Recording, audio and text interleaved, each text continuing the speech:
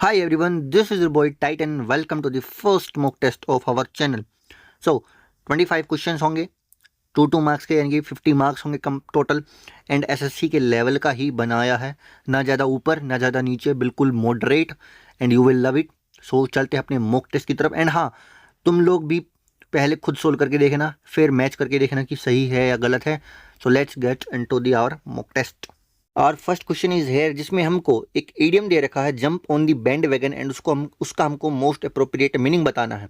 But उसके पहले ये होता क्या है jump on the band wagon Hindi में? अगर हम इसको समझे तो जैसे कोई भी ट्रेंड चल रहा है, कोई भी पॉपुलर चीज़ हो रही है, उसमें तुम लोग शामिल हो रहे हो। जैसे इंस्टाग्राम पे तुम लोगों ने देखा होगा, कोई भी वायरल ट्रेंड चलता है तो उसमें सब लोग रील बनाते हैं, ठीक है, उसमें खुद को इंक्लूड करते हैं अपनी रील बना के। तो उसको कहते हैं कि jump on the band wagon, यानी कि किसी भी पॉपुलर चीज़ में खुद को इंक्लूड कर लेना, खुद को शामिल कर लेना। तो टू क्रिटिसाइज, अगर हम ऑप्शन की तरफ देखें, to criticise a popular idea, criticise थोड़ी करेंगे, उसमें शामिल हो रहे हैं, तो ए तो नहीं होगा, यानी कि 1 नहीं होगा हमारा। थर्ड में to make a sudden decision, नहीं, ये भी नहीं होगा। टू लीड ए मोमेंट, ये भी नहीं है। ऑप्शन 2 है to become part of a popular activity और ट्रेंड, ये ऑप्शन नंबर 2 हमारा ठीक है। तो jump on the band wagon का ऑप्शन क्या हो जाएगा? 2। इसका मतलब क्या होता है? किसी भी पॉपुलर चीज में कूद जाना। ऐसे कहते हैं ना कि बहती गंगा में हाथ धोना, ये उसका मतलब तुम इससे लगा सकते हो कि कोई भी पॉपुलर चीज चल रही है, तुम उसमें इंक्लूड हो रहे हो, तो उसको कहते हैं jump on the band wagon. एकदम से तुम पॉपुलर चीज में कूद गए, ठीक है। सेकंड क्वेश्चन है, select the most appropriate synonym of the given word. Copious word हमको दे रखा है, तो कोपियस का मतलब होता है बहुत ही बड़ी मात्रा में, एक लार्ज अमाउंट में। जैसे ये है, ठीक है, तो ये इतना एक बड़ा कोई भी अमाउंट है उस चीज़ में। तो इसमें कौन सा ऑप्शन है? तो सीरियस नहीं, मिस्टीरियस भी नहीं, क्यूरियस भी नहीं, एक ही दिख रहा है, अबंडेंट। अबंडेंट होता है भाई तुम बहुत ही प्रचुर मात्रा में हो, तुम बहुत ही एक बड़े नंबर में हो, ठीक है। तो क्या हो जाएगा हमारा option number B, abundant. Select the option that expresses the opposite meaning of the underline word. तो जो ये एसुएज्ड है, ये इसका हमको अपोजिट बताना है, बट हमको इसका मतलब भी तो पता होना चाहिए। तो एसुएज का मतलब होता है किसी भी, कोई भी पेन है, कोई भी दर्द है, कोई भी गुस्सा है या टेंशन है, उसको कम कर देना, ठीक है। एसुएज का मतलब होगा कोई भी दिक्कत है, कोई भी प्रॉब्लम है, उसको कम कर देना, ठीक है। तो एलिविएट, अब हमें इसका एंटोनिम बताना है कि बढ़ाना, ऐसी चीज होगी। तो एलिवेट कम करना होता है, मिटिगेट भी रिड्यूस करना होता है, ठीक है। पेसिफाइड इसमें सेंस नहीं बना रहा है, मतलब नेचुरली इनकरेक्ट है।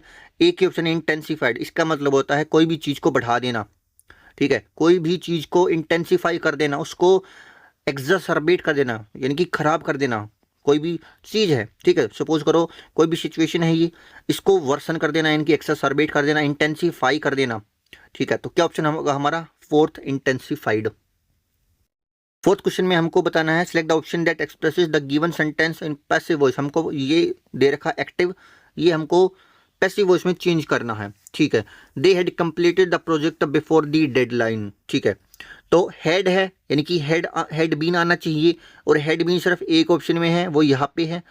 इज नहीं आएगा, वोज नहीं आएगा, हैज बीन नहीं आएगा, हेड आ गया, तो हेड के साथ हेड बीन आएगा, तो ऑप्शन नंबर क्या होगा हमारा? C. Fifth question, select the most appropriate synonym of the word in bold, and ये है रिवोल्यूशनाइज्ड।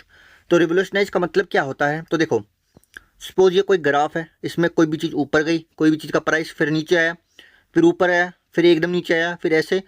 तो ये जो चेंज हो रहा है, ये जो चेंज हो रहा है, यानी अब जरूरी नहीं ये पॉजिटिव हो चाहे नेगेटिव हो, लेकिन जो भी चेंज हो रहा है, जो भी डायनामिक चेंज हो रहा है, उसको हम कहते हैं रिवोल्यूशनाइज्ड, या फिर रिवोल्यूशन, ऐसे कह सकते हैं। कोई भी चेंज हो, चाहे पॉजिटिव हो चाहे नेगेटिव हो, ठीक है। अब देखो, डेटेरियोटेड तो खराब होना होता है, कॉम्प्लिकेटेड कोई भी चीज में तुम फंस चुके हो वो होता है।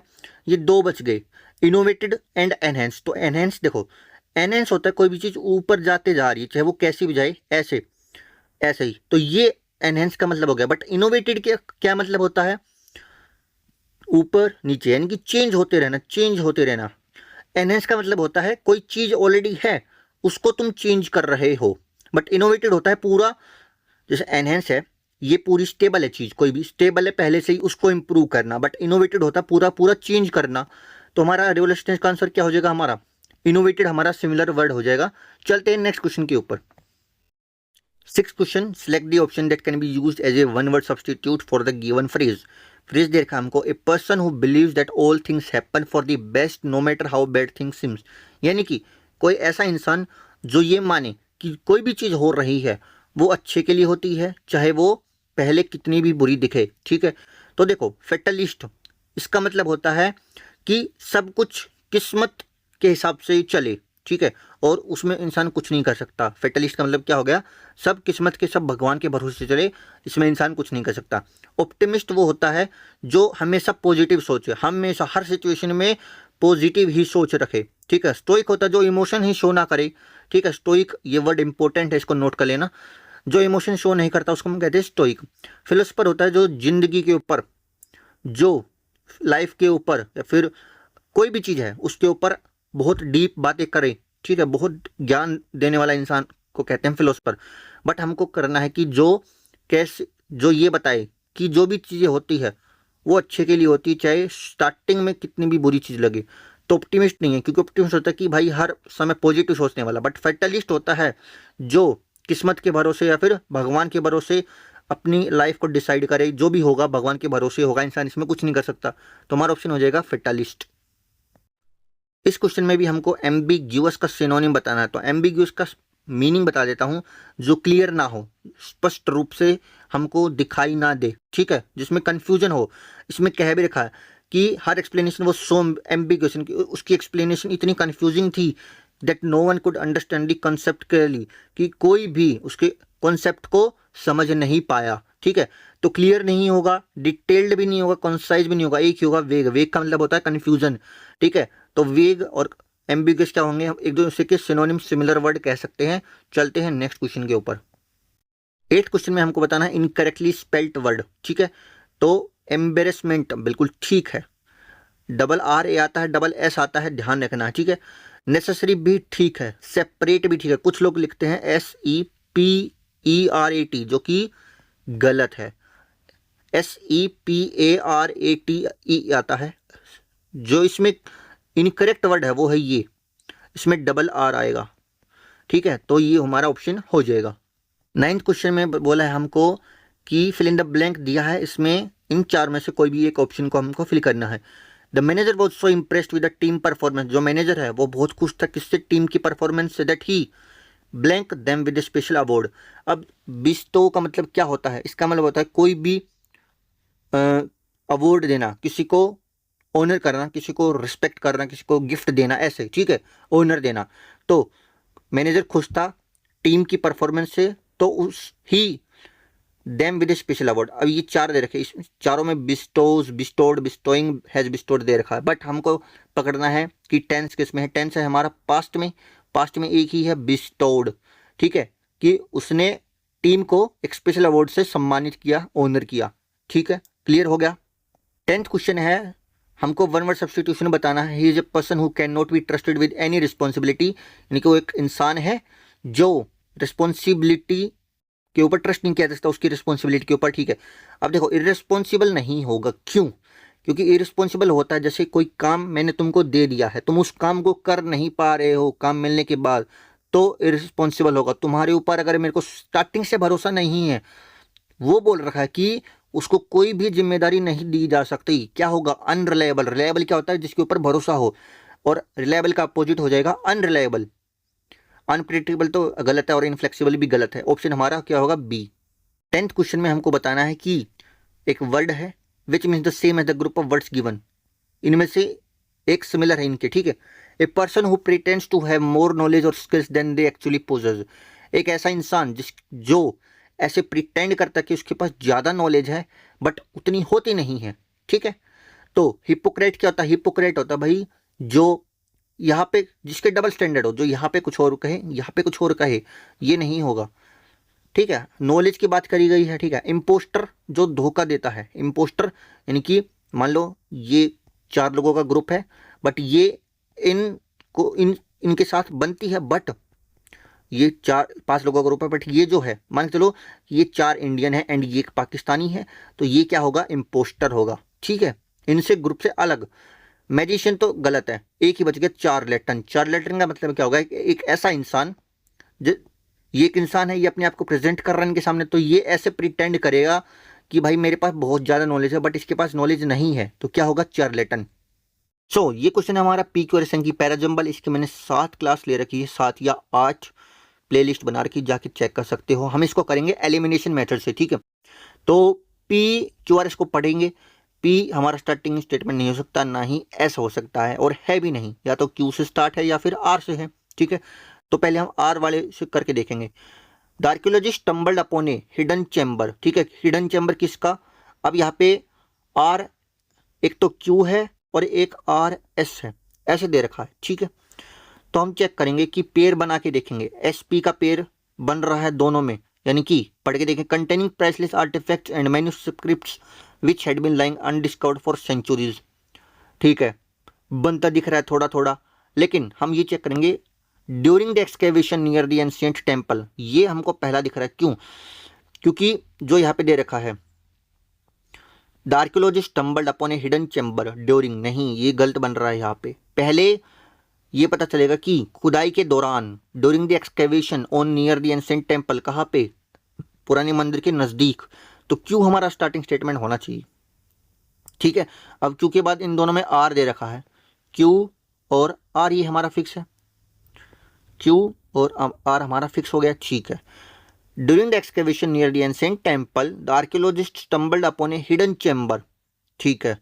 हिडन चैम्बर क्या, containing priceless artifacts and manuscripts which had been lying undiscovered for centuries. ऐसा हो सकता है कि क्यू आर और एस पी, या फिर क्यू आर और पी एस, कौन सा आएगा, पी एस हो सकता है क्या, which had been lying undiscovered for centuries containing priceless, chamber, chamber पड़ा हुआ है, lying undiscovered for centuries containing price and artifacts and manuscripts, बिल्कुल ठीक है, यानी कि एस हमारा लास्ट होगा।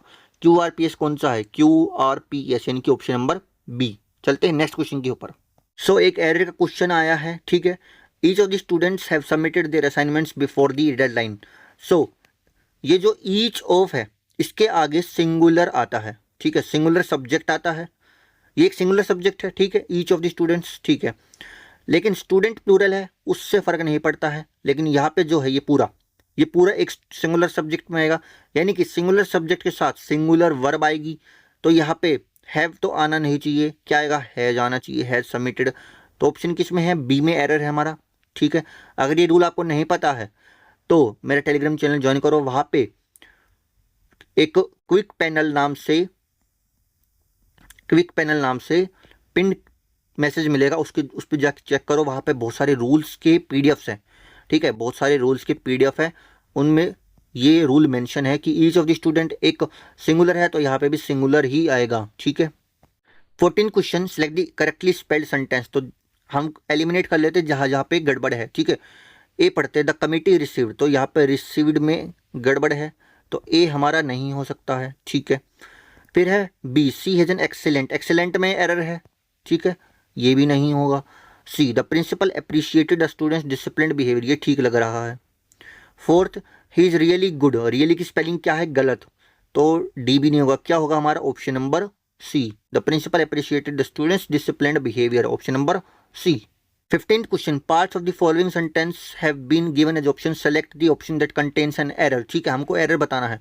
अब यहाँ पे जो कॉन्सेप्ट लग रहा है वो मैं तुमको आज इंट्रोड्यूस करता हूँ। ये कॉन्सेप्ट है नंबर यूनिट नाउन, ठीक है, तो ये सिंगुलर आता है यूनिट इसमें, ठीक है। इसके आगे जो भी होगा वो वर्ब होगी, वो सिंगुलर आएगी, तो नंबर यूनिट नाउन सिंगुलर है, ठीक है। नंबर यूनिट नाउन सिंगुलर है, ठीक है। नंबर यूनिट नाउन सिंगुलर है, ठीक है, बट नंबर यूनिट नहीं, ये नंबर है, ये यूनिट है, यहाँ पे सिंगुलर नहीं है, तो आर वाला गलत हो जाएगा, ऑप्शन नंबर बी हमारा गलत है। 5 kilometres is too long to walk, ये आना चाहिए, आर की जगह क्या आएगा, इज आएगा। चलते हैं नेक्स्ट क्वेश्चन के ऊपर। अगेन एक और क्वेश्चन है पैरा जम्बल्ड का, ठीक है, तो करते हैं। तो पहले हम देखेंगे, पूरा रीड करेंगे, पेयर बनाएंगे, फर्स्ट स्टेटमेंट एंड जो लास्ट है उसको देखेंगे कौन सा है। तो अगर हम इसको देखें, despite the challenges they continued their journey determined to succeed, यानी कि ये हमारा एंडिंग स्टेटमेंट हो सकता है, ठीक है, ये हमारा क्या हो सकता है, एंडिंग स्टेटमेंट हो सकता है। एस, जहाँ जहाँ पे एस एंडिंग नहीं है वहाँ पे हटा दो, एक में ही नहीं दो में है, ठीक है। तो हमारा एस हो गया, यानी कि हमारे दो ऑप्शन बच गए हैं। अब बाकी चेक करेंगे कि एस के बदले पहले आर आएगा या फिर क्यू आएगा। तो ये कौन से चैलेंजेज हैं? ये वाले चैलेंजेज हैं, ये वाले। As the group of hikers moved forward they could hear the sounds of wild life all around, यानी कि जंगली जानवर वहाँ पे घूम रहे थे। ये चैलेंजेज हैं, बिल्कुल है भाई, ये तो नहीं होंगे, ये चैलेंजेज नहीं हैं। ये तो उनको पता चल कि वो रात तक पहुँचेंगे, उनको पहुँचना है, ठीक है। तो क्या आएगा हमारा आएगा यहाँ पे क्यू, यहाँ पे आर और यहाँ पे पी। तो ये हमारा पैरा जंबल बनेगा, एक ही ऑप्शन है, ऑप्शन नंबर बी, ठीक है। Question number 17, identify the part of the sentence that contains an error. She is skilled in playing the piano, singing beautifully and to dance gracefully. तो यहाँ पे हमको पता चल रहा है साफ साफ कि ये वाला जो पार्ट है यहाँ पे गड़बड़ है कि सी में। क्यों? देखो, skilled in playing, singing beautifully, तो डांसिंग ग्रेसफुली आना चाहिए। क्यों? क्योंकि जेरेंड है यहाँ पे। जेरेंड क्या होता है? नाउन प्लस में आईएनजी, ठीक है, नाउन प्लस में आईएनजी, ये होता है हमारा जेरेंड। एंड हमको यहाँ पे मेंटेन करना है प्लेइंग, सिंगिंग, डांसिंग।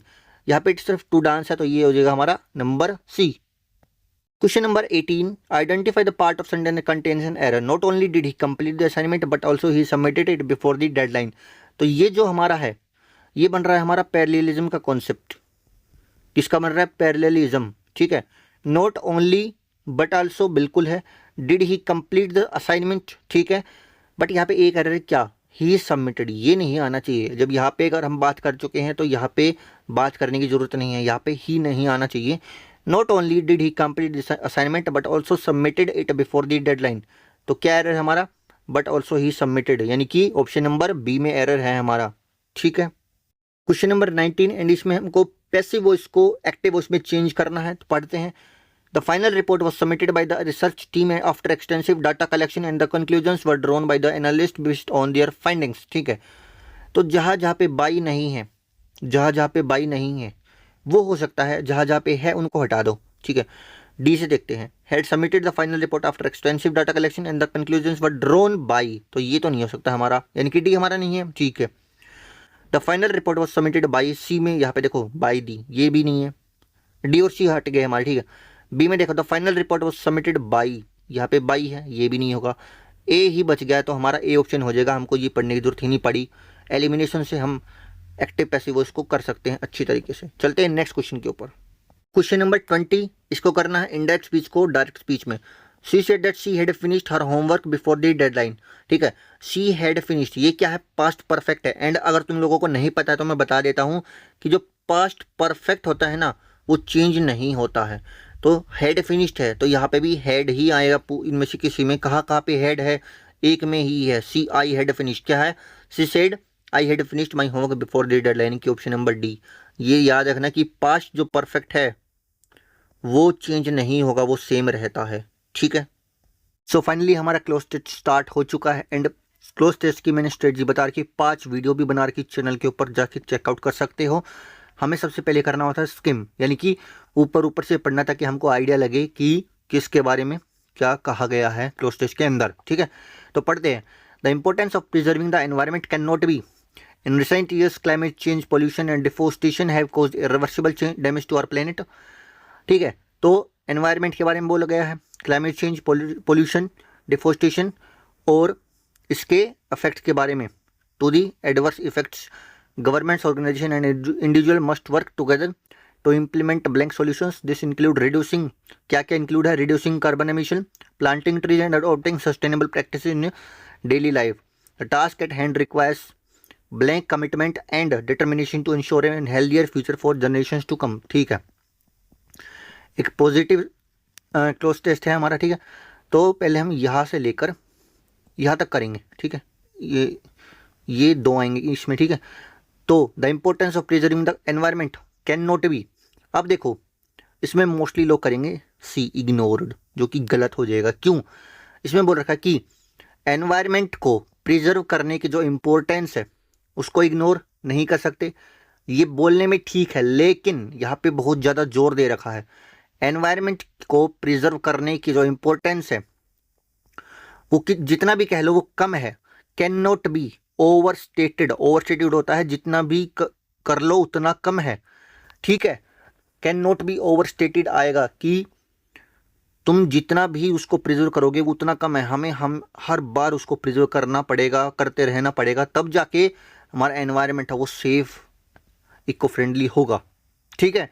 तो पहले में क्या ओवर स्टेटेड, यहाँ पे इग्नोर्ड नहीं आएगा, ये गलती बहुत लोगों ने करी होगी आई नो, इसलिए इसको बहुत कम लोगों ने अटेम्प्ट किया है मॉक के अंदर, ठीक है।